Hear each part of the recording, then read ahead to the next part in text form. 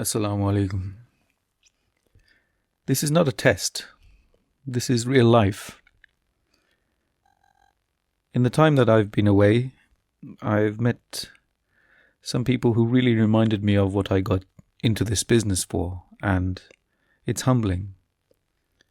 There are so many people out there who have lives every day which would put our hardest days of fasting to shame. They would put our most difficult days of coping with life to shame. And yet, they seem to find joy and satisfaction even amongst their own difficulties. And perhaps there's a message in there for us. In fact, I know there is. Ramadan is about understanding that the stuff that you think makes you happy and satisfied is not going to make you happy and satisfied. Ramadan is a holiday. Life isn't a test. I don't quite subscribe to the idea that it's all a test, like you're in an examination conditions. But I do believe that life is evaluated, which is different. Life is evaluated by Allah because He's trying to see how much you're able to bring yourself to your finest character.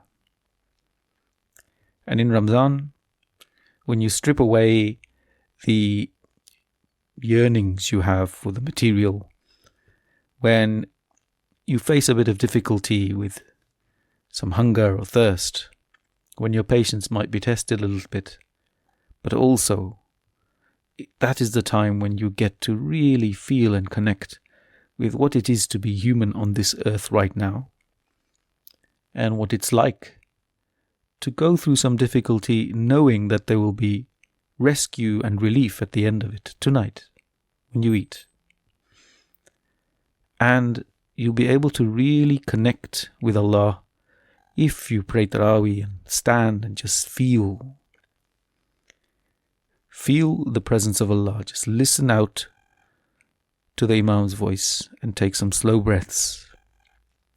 And so this brings me to what I talked about in my last video, which is how to find a sense of understanding of yourself. And really, there isn't too much difficult maneuvering going on. All you have to do is just hold on to the idea that you are facing Allah and He is right next to you.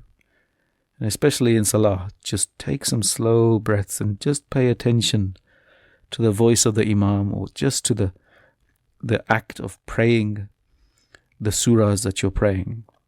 And when you're standing, let yourself feel connected to the earth. And when you're moving, do it with grace, with slow movement, with consideration. I promise you, when you do this, when you actually feel it, and you don't feel like you're being punished or struggling without any purpose. The one thing I found is when I speak to these people who've been in very difficult situations, they all want the same things as you and I. They just want to feel a sense of meaning, a sense of happiness and connection. And of course they have the same yearnings. They might, especially the younger ones, dream of having nice cars and nice clothes. But really, I think they have a wisdom about them which sometimes comes from having faced hardship, which is you don't need those things. What really matters to them is their families and their loved ones, and feeling that they are looked after by a force that's much bigger than you or I, or what is immediately in front of us.